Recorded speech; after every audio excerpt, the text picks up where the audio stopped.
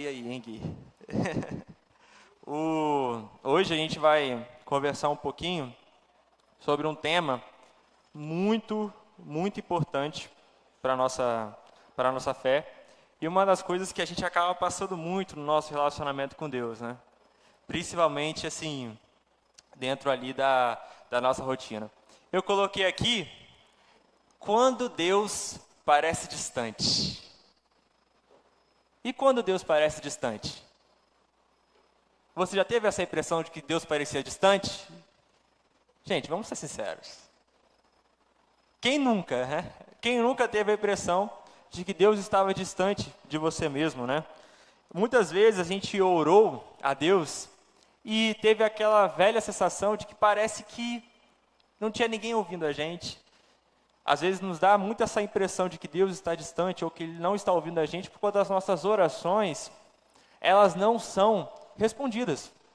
Então, Deus, eu estou pedindo isso, eu estou pedindo esse milagre, eu estou pedindo essa bênção, estou pedindo essa cura, e infelizmente isso acaba não acontecendo, e muitas vezes nós achamos que Deus ele está distante, que Ele não está ouvindo as nossas orações. E isso também é muito fruto de uma cultura que nós temos no nosso tempo. Mas que tipo de cultura que temos no nosso tempo? Nós temos uma cultura que é chamada de a cultura do imediatismo. O que é a cultura do imediatismo? A cultura do imediatismo, nós temos alguns sinais dela, né, dentro da nossa sociedade. Ela tem uma impaciência com lentidão. Então você vê aquela pessoa, tipo assim, não consegue ouvir o áudio no ponto zero. Sempre tem no 2x. Olha aí, ó. Olha Deus falando aí. Não, o pior é o vídeo do YouTube, né? Que entrou no nos dois pontos, e até no meio da faculdade está no 4.0 agora. Entendeu? Que a gente consegue passar. Isso é fruto de um comportamento do ser humano atual. O ser humano atual, ele é tão imediatista que ele não consegue esperar um áudio de 3 minutos e ficar na velocidade de 1.0. Outro ponto, busca por validação instantânea, likes, comentários, vistos em telas, né? Então, você vê aquela pessoa que vai lá, posta uma foto, posta um conteúdo, posta um vídeo no Instagram, enfim, e logo já fica esperando, cadê o like? Cadê o engajamento? Aí, ó. Luana tocou no Arthur, tá vendo? Todos nós passamos por isso. Todos nós queremos engajamento no nosso conteúdo, né? A gente até, lá no grupo, quando tem algum irmão nosso que acabou lançando conteúdo por trabalho assim, aí todo mundo vai lá e compartilha com todo mundo. Comenta aí! Comenta aí, né, Lugão? E aí vendeu, Então, a gente acaba se apoiando um ao outro, assim, porque acaba que a nossa sociedade, né, e as redes sociais, ela valoriza muito essa questão do engajamento mesmo. Mas o problema é a questão dessa ansiedade dessa resposta. A ansiedade dessa resposta é fruto também da cultura do imediatismo. Outra coisa que nós temos, entregas express, frustração com a espera. O que a gente quer? Muitas vezes, quando a gente está em 2 produtos, que seja do Mercado Livre ou da Amazon, a gente sempre, às vezes, vai escolher o mais rápido. Não é verdade? O mais rápido.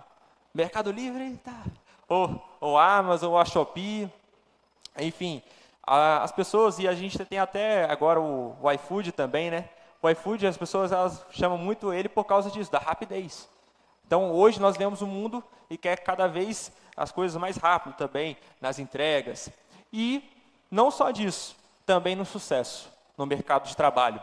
Quando nós olhamos dentro do mercado de trabalho, nós vemos jovens, eu até estava conversando com um jovem, lá do meu trabalho mesmo, e ele falou o seguinte, né, ele tem 23 anos de idade, e ele fez engenharia mecânica, e aí ele falou assim comigo, que, cara, ele acabou de receber uma promoção, e ele falou assim, cara, o que eu faço daqui a um ano? Eu preciso ganhar 10 mil.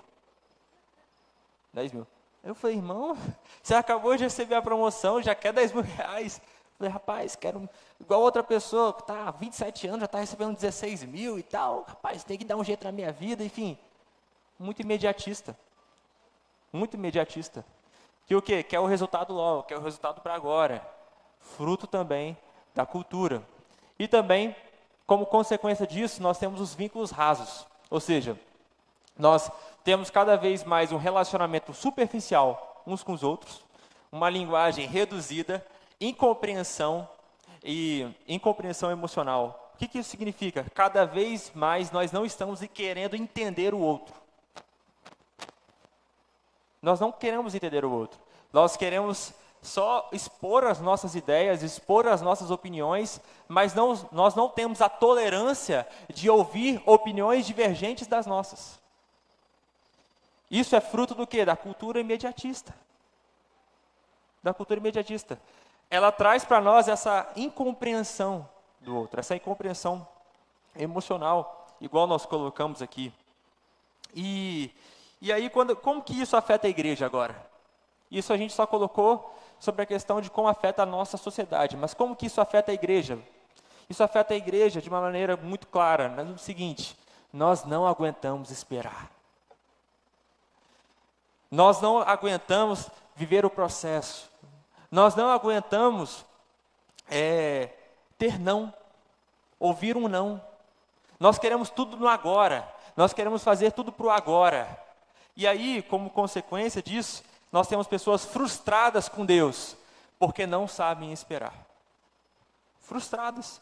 Pessoas frustradas com Deus porque querem transpor aquilo que nós vemos na cultura para a igreja. Então, a gente começa a entrar em algumas coisas, né, que, por exemplo, poxa, Deus, eu orei, por que o Senhor não me respondeu? Deus, eu pedi isso, por que o Senhor não me deu? Deus, eu orei por essa pessoa que era para ela estar na igreja, para que ela estar firme, por que ela não ficou? A gente começa a colocar valores da nossa cultura para dentro da igreja e começar a tratar Deus de acordo com a nossa cultura. Deus, eu quero agora. Você não quer o Deus de Israel, você quer o Deus do iFood.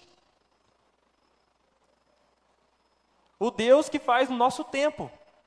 Um Deus que é servo do homem.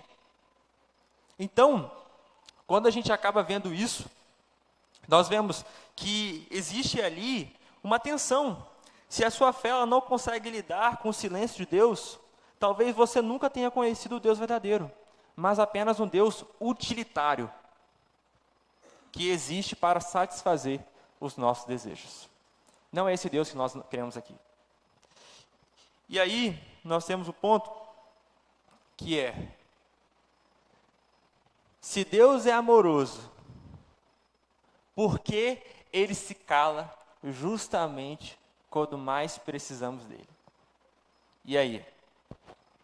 Por que Ele se cala?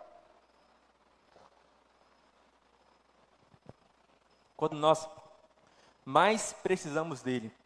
E é exatamente isso que nós vamos responder essa noite. Nós vamos responder refletindo através de uma história da Bíblia a respeito de um personagem que passou por esses mesmos dilemas na sua vida. Quem foi esse personagem? Esse personagem é Jó. Quem já ouviu falar da história de Jó aqui? Beleza, eu vou contextualizar um pouquinho para vocês. Quem era Jó? Ali, como vocês podem ver no slide, Jó, ele é descrito na Bíblia como um homem justo, íntegro e reto, que temia a Deus. No sentido humano, ele era literalmente um homem perfeito, vivia no caminho da retidão, ou seja, no caminho da justiça. Ele fazia aquilo que era correto aos olhos do Senhor. E ele era um homem santo, e a sua fé, que era o temor de Deus, era a sua marca registrada. Ele era um marido e pai amoroso, além de justo e compassivo em todos os seus negócios. Quando a gente vê a história de Jó, nós vemos um exemplo. Um exemplo de um homem que a Bíblia dá muita ênfase nisso para mostrar: esse cara não merece sofrer.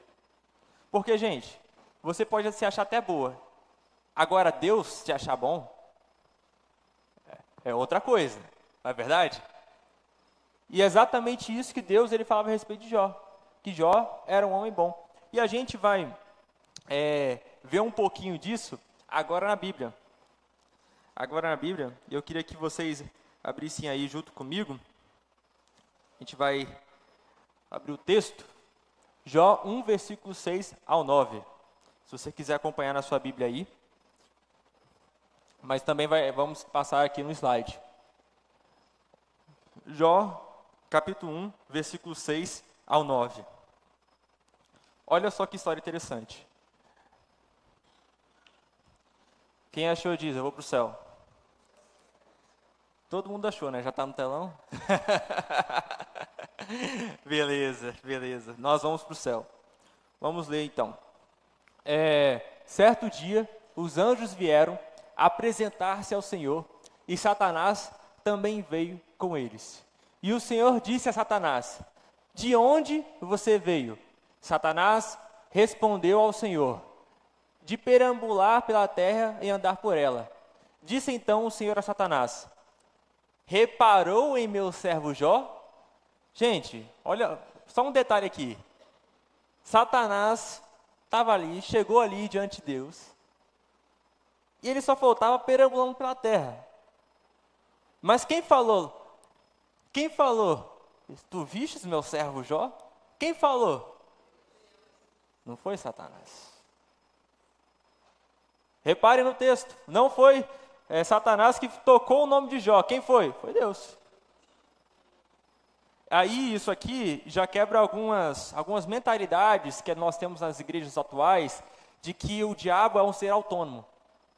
O diabo não é autônomo. O diabo, sabe o que significa ser autônomo? Aquela pessoa assim que fica lá no inferno. Agora eu vou pegar ele. Agora ele é meu. Já viu? Não, agora eu vou pegar ele. Agora ele é meu. Já está decretado. E aí aí vem aqueles pregadores. O diabo queria tomar a sua vida, mas Deus tirou. Quem já viu? Aí o profeta Mirim fala isso o tempo todo, né? Lá no TikTok. E aí esses pregadores e essas falsas profecias, elas falam que Deus ele se surpreende com o mal do diabo. Gente, que loucura. Deus não surpreende com nada. Deus é soberano sobre tudo. Deus é soberano sobre tudo e sobre o diabo. Sobre o diabo também. E é por isso que ele começa a conversa. Porque o diabo é como se fosse um cachorro e Deus está segurando ele. Ele fala, vai lá. Porque uma coisa que vocês têm que pensar, irmãos. Deus, ele não desejou que existisse a inimizade entre o homem e a serpente. Deus não desejou isso. Isso é uma consequência que veio após o pecado. Então, quando Adão e Eva foram lá e pecaram, aí Deus foi lá e deu a consequência. Agora você e a serpente serão inimigas. Terão inimizade entre vocês, ponto. Por que o mal existe hoje? Por causa da consequência do nosso pecado, ponto. É a consequência do nosso pecado. E essa consequência do nosso pecado fez com que muitas pessoas, elas ficassem debaixo da servidão ali do diabo, debaixo do domínio das trevas. É isso que acontece. Agora, tudo isso que acontece está debaixo da soberania de Deus. Então a gente não pode pensar que a guerra espiritual é o diabo contra Deus. Porque o diabo não pode ir contra Deus. A guerra espiritual é entre nós e o diabo. E Deus intervém ao nosso favor.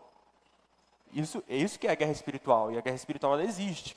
Mas não é Deus e o diabo. É nós contra o diabo. E Deus intervém ao nosso favor. Então, nesse texto, ele vai lá e coloca: disse então o Senhor a Satanás: reparou em meu servo Jó?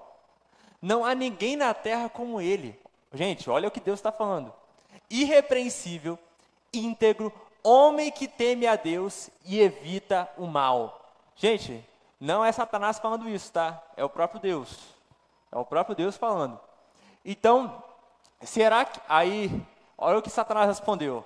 Será que Jó não tem razões para temer a Deus? Respondeu Satanás. Vamos continuar o texto.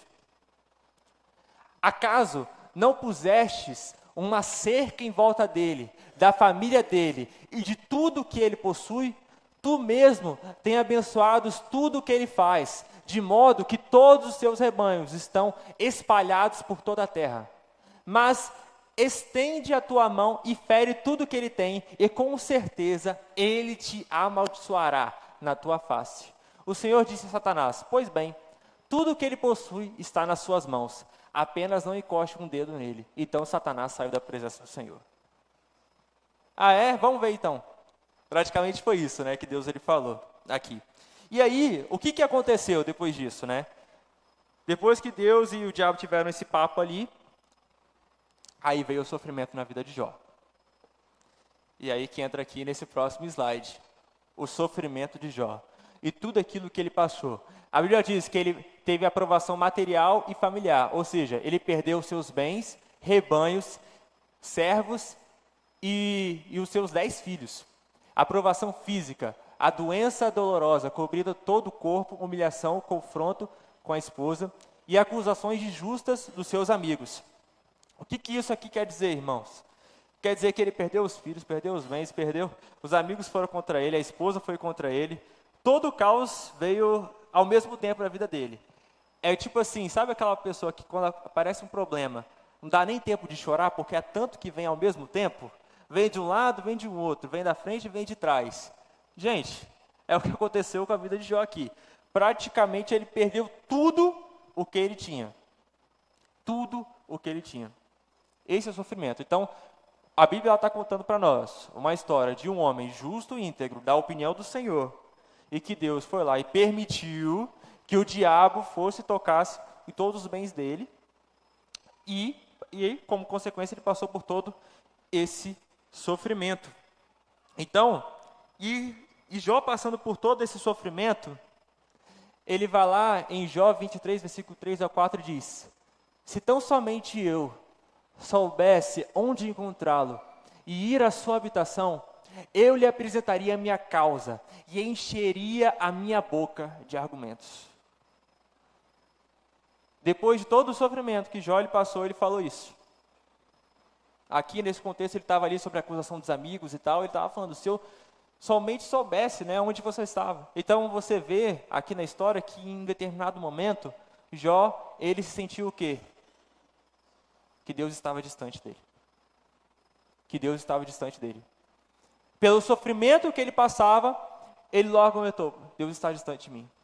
Porque a Bíblia não fala que Deus ele comunicou com Jó os motivos pelo qual ele fez isso. Não. Jó estava sofrendo sem saber. Sem saber tudo aquilo que estava acontecendo. Então, isso mostra para nós um texto de uma pessoa que estava sofrendo ali. Um homem que perdeu tudo, filho, saúde, riqueza, e disse, se ao menos eu soubesse onde encontrá-lo. E aí que a gente começa a pensar em nós. Pensa em você. Se até Jó, um homem justo e fiel, não conseguiu às vezes sentir a Deus, o que isso significa para nós? O que isso significa para nós, para o nosso dia a dia? E é exatamente isso que nós vamos responder hoje. Por que Deus fica em silêncio? É isso que nós vamos responder essa noite. Por que Deus, às vezes, ele fica em silêncio? E, primeiro ponto, do porquê Deus, ele fica em silêncio. O silêncio de Deus é um convite para a confiança. O que significa isso? E aí a gente até olha, né, vendo ali o livro de Jó, depois você pode ver na sua própria casa, se você ler a história, você vai ver que mesmo Jó, passando por todo o sofrimento, perdendo os seus filhos e os seus bens, ele não parou de buscar a Deus. Ele continuou orando a Deus, continuou se comunicando com Deus. Até o texto que a gente leu é Jó falando, eu quero apresentar minha causa diante de você. Ele mesmo assim perseguia o Senhor, apesar do sofrimento que ele estava passando. Jó era esse homem que, mesmo no sofrimento, ele buscava a Deus, ele buscava confiar em Deus, apesar das circunstâncias que ele estava passando. E tem uma frase de C.S. Lewis, que eu gosto bastante dela. Ela fala o seguinte: Deus sussurra em nossos prazeres, fala em nossa consciência, mas grita em nosso sofrimento. O sofrimento é o seu megafone para despertar um mundo surdo. Despertar um mundo surdo. O que isso aqui significa, irmãos? É que no momento da dor e do sofrimento, é onde às vezes Deus vai mais falar com você. É no momento ali, eu acho que você já passou por isso, né? Sabe aquele momento, tipo assim, que as pessoas que só veem a Deus quando estão passando por um problema? Sabe? Irmãos, sabe aquele crente que só busca a Deus quando tem problema? Às vezes, Deus vai permitir que isso aconteça na nossa vida mesmo. Porque Ele quer intimidade conosco. Ele quer ter relacionamento conosco. Ele quer que a gente busque a Ele de todo o nosso coração. E muitas vezes, isso vai acontecer. O sofrimento é o seu megafone para nós, para mostrar a nossa incapacidade, para mostrar a nós o lugar onde nós estamos perante a Ele. Tem muita gente, até na nossa sociedade, que não reconhece que precisa de Deus. Não reconhece que precisa de Deus. Fala bem assim, não, já tenho meu trabalho, eu tenho meus filhos, minha esposa, enfim, eu tenho todo mundo. Tudo aquilo que eu preciso, eu ganho muito, eu ganho isso. Eu passo por muitas pessoas que pensam dessa forma, né? Que acreditam que não precisam de religião, que acreditam que não precisam de Deus. Mas deixa o sofrimento bater na porta deles, para eles verem. A primeira coisa é sempre buscar o que? Deus, a igreja, sentido, religião, porque não tem como. E o sofrimento, a dor, a morte, tudo isso é uma coisa que está em comum a todos nós aqui. Todos nós vamos passar por isso algum dia. É o que faz todo mundo ser humano, né? Essa empatia. Todos nós vamos morrer um dia. Mas, então o sofrimento ele também tem esse papel de nos trazer para mais perto de Deus. Jó, mesmo que ele estava sofrendo, ele mostra para nós que a fé verdadeira, ela se baseia no caráter de Deus e não na compreensão humana. Não se baseia nos meus sentimentos, se baseia naquilo que Deus ele é. Então, todas as vezes que nós estamos em dúvida, todas as vezes que nós estamos passando por um sofrimento, todas as vezes que estamos passando por uma dor, o que nós temos que se apegar? Não o que você sente, porque o que você sente é dor, o que você sente é tristeza, e você tem que sentir isso. Ninguém está falando aqui que quando você estiver passando por um momento difícil, que você tem que fazer uma festa. Não, gente, isso é loucura. Não. O que a gente está falando é, você vai passar pelo sentimento de perda, de sofrimento, de dor, mas você vai se apegar ao caráter de Deus.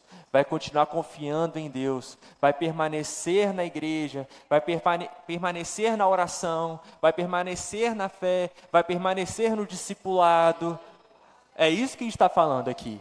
Que quando isso acontecer, você tem que se achegar para perto de Deus e confiar naquilo que Ele é, no seu caráter. Porque Deus, Ele é amor. Deus, Ele não contém amor. E nada passa despercebido aos seus olhos.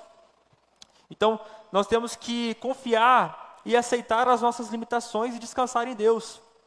O sofrimento, ele nos lembra que nós não estamos no controle, mas que Deus está. Deus está no controle. E a verdadeira sabedoria é confiar na sua soberania e no amor de Deus, às vezes mesmo sem resposta. E é isso que a gente fala no terceiro ponto. A revelação de Deus é suficiente para dar alegria, mesmo sem todas as respostas. Eu não sei o que vai acontecer comigo amanhã, eu não sei se eu vou estar vivo amanhã, não sei se eu vou estar vivo daqui a um ano, mas eu confio em Deus. Eu confio em Deus. Eu sei porque eu tenho a Ele, estou com Ele, que independente das coisas que eu vou passar, eu vou estar bem. Porque a ressurreição já está garantida para mim. Já está garantida para mim. Então, é uma das coisas que a gente tem que se firmar, nesse caráter de Deus, nesse amor de Deus. Então, o primeiro ponto é que o silêncio de Deus é o convite para a confiança. E aí, eu trouxe até aqui uma ilustração, e aí até coloquei aqui o que você vê, né? E aí, quando vocês vão ver aqui, vocês estão vendo nada, né? Nada assim, né? O que você vê aqui? O que parece isso aqui para você? Um quadro, mas um quadro aleatório, né? Tipo assim, não tem forma, não tem imagem, não tem nada ali, né? E aí, que entra, né? Muitas vezes, a nossa vida é exatamente assim. A gente vê o mundo dessa forma, sem sentido, sem propósito. Acontece coisas ruins na nossa vida e a gente não sabe o porquê. A gente não sabe por que elas acontecem. A gente não sabe por que elas existem. A gente questiona Deus, pergunta, Deus, por que isso aconteceu comigo? Olha como eu tenho servido a sua casa, olha só como eu tenho servido a sua igreja. A gente olha para o mundo assim. Só que a forma como Deus vê não é a mesma forma que nós vemos. Deus, ele vê assim. Um lado você vê totalmente sem forma, um lado você vê totalmente sem propósito, desalinhado, mas para o outro lado você vê um plano perfeito. Ordem, beleza. Assim é a nossa vida. Nós não conseguimos ver o todo. Nós só olhamos para esse mundo aqui. Nós só olhamos o sofrimento, nós só olhamos o mal, nós só olhamos as coisas ruins que acontecem na vida das pessoas. Mas Deus não. Deus olha tudo. Ele olha tanto a parte de frente, quanto a parte de trás. Esse é o nosso Deus. Nada passa despercebido da sua sabedoria, da sua soberania. Nós vemos apenas o lado confuso da vida. Mas quando nós olhamos para Deus, nós vemos uma obra completa, uma obra perfeita. Amém? Então, outro ponto para a gente trabalhar é que o silêncio de Deus, ele expõe o que realmente nós buscamos. O que isso significa? Isso significa que, até a história mostra isso, que Satanás ele acusa Jó de ter uma fé interesseira, baseada em benefícios. Ele foi lá e jogou na cara de Deus. Não, esse aí, ele só te serve porque você dá tudo para ele. Porque ele tem tudo. Se você tirar isso, ele vai parar de te servir. Ele falou isso para Deus, né, o Satanás. E aí, Deus falou, beleza, tira tudo então. Então, o Satanás, ele acusa Jó de ter uma fé interesseira. E aí que entra, né? Quando nós passamos por esse momento, nós revelamos a Deus o que nós buscamos, a quem nós buscamos e o motivo pelo qual nós estamos na igreja. Qual o motivo de você estar na igreja? Aí o pessoal às vezes vão da teologia coach, da teologia da prosperidade, da teologia falsa, vai dizer o que para nós? Não, você tem que estar na igreja para você viver bem, para você ser rico, para você ter um grande propósito, para você mudar o seu mindset, enfim. Essas pessoas elas vão colocar o porquê de você estar na igreja, outros motivos que não é o Senhor Jesus Cristo. Coisas boas vêm quando nós cremos em Deus? Claro que vem. Mas o motivo de nós estarmos aqui não é isso. Não é isso, não é isso. A nossa intenção de estar aqui, de buscar a Deus, é porque nós amamos a Deus. Nós queremos estar perto de Deus, nós queremos ter um relacionamento mais íntimo com Deus, como resposta àquilo que Ele fez por nós na cruz. Eu vivo na igreja, eu sirvo a Deus por gratidão àquilo que Ele fez por mim. Essa é a perspectiva de um salvo, de uma pessoa que realmente conheceu ao Senhor. Então, o sofrimento ele revela isso também. E aí que entra o teste que Deus ele fez com Jó, né? Buscamos a Deus pelo que Ele pode dar ou por quem Ele é? Pelo aquilo que Ele pode dar ou por quem Ele é. E aí, entra até uma coisa engraçada, né? Eu falo, a teologia da prosperidade não começou agora, ela começou desde os tempos de Jó. Porque ali, naquela época, os amigos de Jó, eles acreditavam que se uma pessoa ela estava sofrendo, é porque ela fez algo contra Deus. É porque ela pecou, é porque ela errou, é porque, enfim, ela fez algo contra Deus ali e ela errou de alguma forma. A teologia da prosperidade acredita exatamente nisso. Aqui, no livro de Jó, já é o início da teologia da prosperidade. Porque a teologia da prosperidade acredita que o cristão nunca vai passar por sofrimento, nunca vai passar por dor, nunca vai passar por doença, nunca vai passar por nada. A teologia da prosperidade acredita nisso. Só que isso é uma teologia totalmente falsa, porque o próprio Senhor Jesus Cristo falou que nesse mundo teríamos aflições, o próprio apóstolo Paulo também teve dores, teve doenças, e em nenhum momento pediu, declare, será curado. Não, teve doença, seu olho ali, ele tinha uma doença, e também quando ele orou ali pedindo para sair o espinho da carne, Deus falou, não. É uma teologia que não faz sentido, mas é uma teologia que vende bastante. Por que ela vende? Porque é o que as pessoas elas querem. O que as pessoas elas querem, muitas vezes, quando vêm para a igreja, não é buscar a Deus, é ser rico. É ser rico. E não é rico de espiritualidade, é rico de bens materiais mesmo. E elas vêm em Deus e vêm buscar isso. E essa teologia dos amigos do Jó acreditava que se a pessoa tiver prosperidade, então Deus está com ela. Agora, se ela não tiver com prosperidade, Deus não está com ela. Gente, isso não faz sentido nenhum. Não faz sentido nenhum. Muitas pessoas, né, pela visão do Ocidente, porque no Ocidente nós temos permissão para pregar, amém? Nós temos permissão para pregar o Evangelho, falar, termos cultos, enfim. E tem pregado ali que, não, Deus vai te prosperar, não, Deus isso. Só que, irmãos, você tem que pensar na mensagem do Evangelho, tanto para pessoas que vivem aqui, como pessoas que vivem sendo perseguidas lá. Como que a mensagem do Evangelho vai fazer sentido e você falar, Deus vai te prosperar, Deus vai te trazer vitória, Deus vai te trazer isso para uma pessoa que está ali sofrendo? Ela pode interpretar a vitória dela, não a vitória deste mundo, mas a vitória do qual todos nós vamos vencer a morte. Amém? Essa é a nossa vitória. Agora, essa vitória material, que muitas vezes é pregada aqui, não está de acordo com a Bíblia. E o livro de Jó, ele mostra exatamente isso.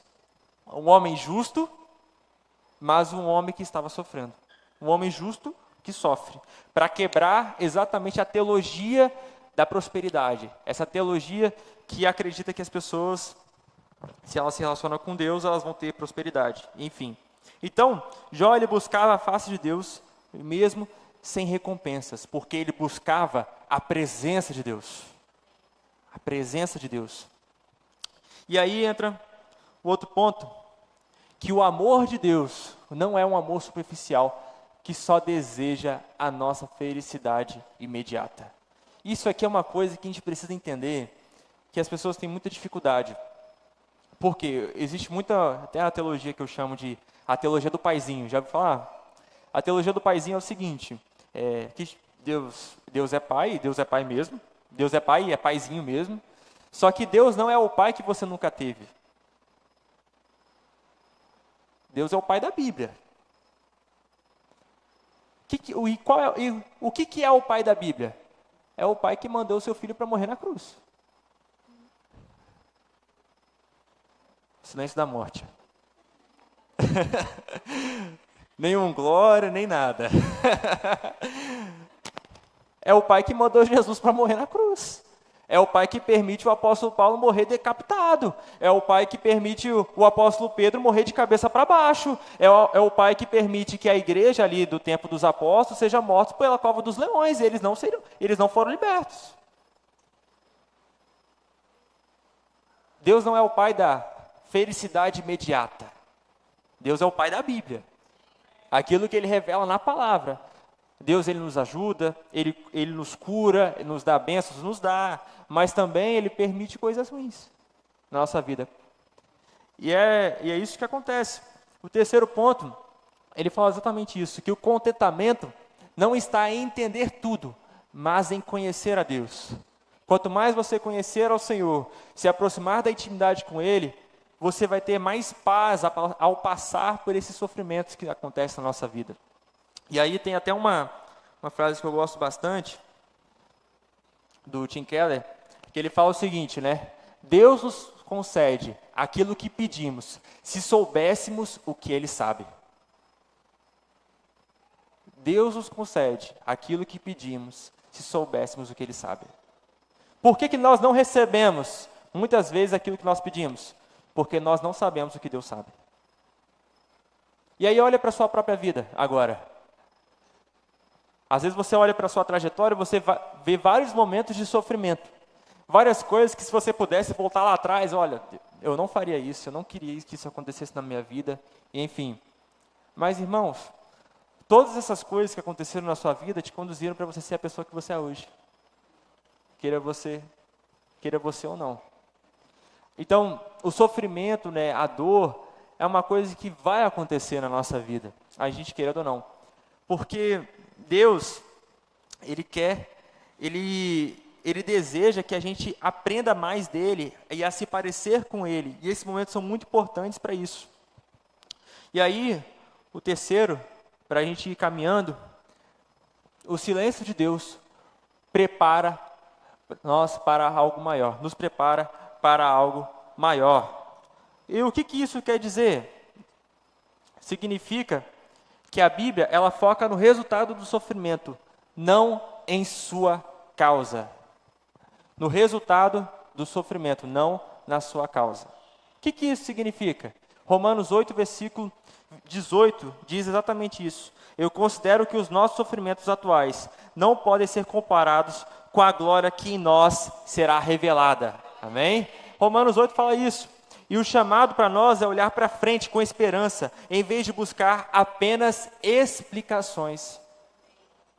Nós devemos olhar para frente, para o resultado do sofrimento. O resultado disso, né? Olhar para frente. Mesmo no silêncio, Deus está no controle, realizando planos maiores que a nossa compreensão. Deus, ele está no controle de tudo. O silêncio de Deus não é ausência, mas parte do seu processo de santificação.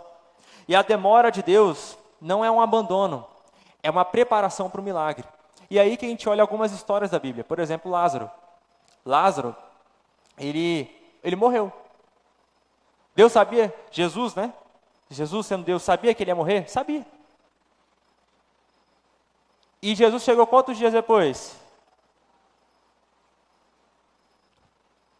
Ele chegou ali acho que foi 2 dias depois, né? 3 dias, 4 dias depois. Chegou 4 dias depois. E aí a gente pensa, Deus está atrasado? Deus está atrasado? Deus não se atrasa, irmãos. Tudo acontece no exato momento que Ele quer. A gente não pode ter a expectativa de acontecer no nosso momento. Lembra da cultura imediatista? A cultura imediatista quer o quê? Acontece no meu momento. Não. A Bíblia fala que tem que acontecer no momento de Deus. Na hora que Ele quiser. Quando Ele quiser fazer. É a sua soberania. Amém? E aí, entra que mesmo diante do mal, Deus o transforma em bem. Mesmo diante do mal, Deus transforma o mal em bem. A soberania de Deus pode confundir, mas ela revela que até o próprio mal, ela é usada para o bem.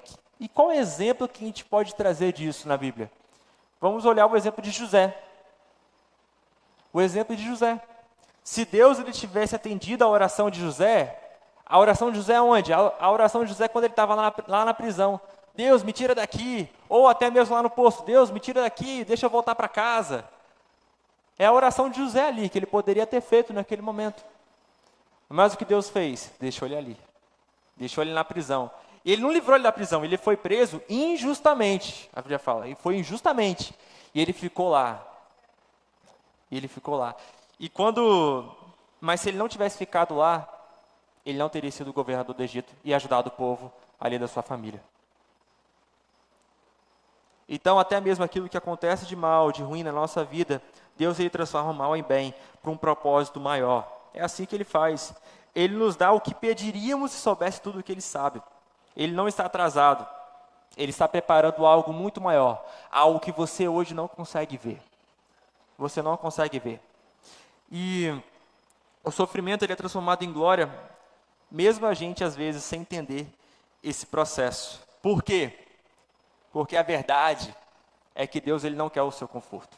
Ele quer a sua santidade. Essa é a verdade. Ele quer a sua santidade. E para você ser santo, vai doer, às vezes. Vai doer. Vai doer, às vezes. Às vezes eu olho para a minha própria vida assim, muitas coisas daquilo que eu passei, foi necessário. Por que foi necessário? Porque eu sou muito pecador, sou muito teimoso mesmo. Eu sou muito teimoso. E às vezes Deus vai pegar um teimoso e vai quebrar ele, para que ele seja aqui hoje. É assim que Deus faz. Ele quer a minha santidade, Ele não quer o meu bem-estar de acordo com aquilo que eu penso ser o meu bem. Ele quer o melhor para mim, porque Ele é Pai. E o Pai sabe o que é melhor para os seus filhos. Mas, e aí eu faço uma reflexão aqui, né? Há uma reflexão. Eu faço a primeira pergunta para vocês. Quando Deus parece distante, você vai desistir da fé ou vai continuar buscando como Jó? Pergunta que eu faço a todos vocês. Como está a sua vida hoje? Você tem sido uma pessoa que tem passado momentos difíceis e tem abandonado a sua comunhão com Deus, a sua intimidade com Deus, ou tem permanecido na fé como Jó?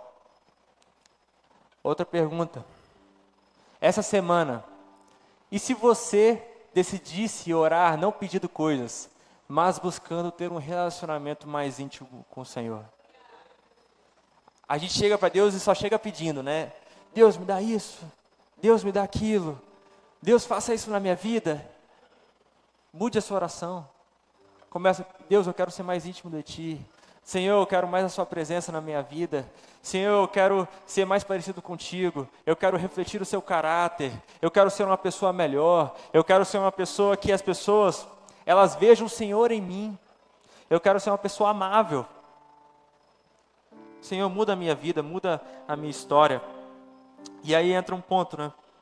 Que a gente pode fazer, às vezes, essa semana, né?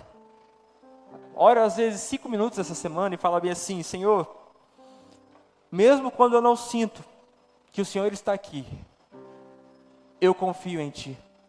Eu confio que Você está comigo, que Você me ama. E para nós, nós temos um grande exemplo disso, né? Quando nós olhamos para Jesus. O silêncio de Deus com você nunca é punitivo, porque todo o castigo já caiu sobre Jesus. O silêncio de Deus com você é sempre redentivo. O que isso significa? Significa que o propósito do silêncio de Deus para você é para te fazer mais parecido com Ele.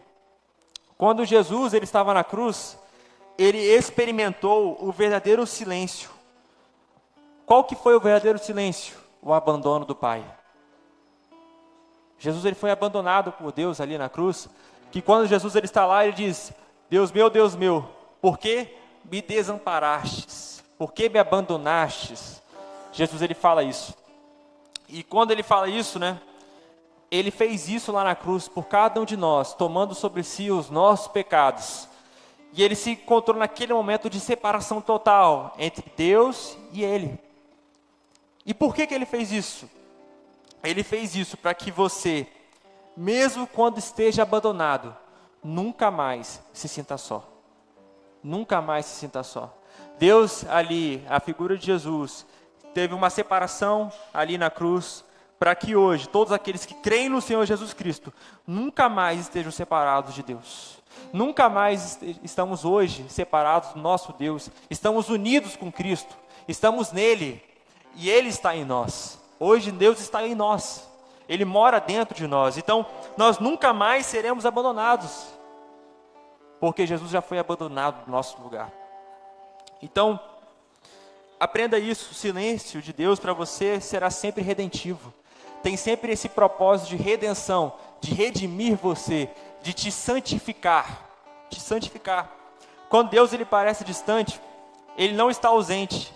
Ele está trabalhando em silêncio, moldando a sua fé, preparando o seu coração e escrevendo uma história maior do que você pode imaginar. O silêncio de Deus não é rejeição, o silêncio de Deus é um convite para um relacionamento verdadeiro com Ele. Amém? Vamos orar, fique de pé, vamos orar.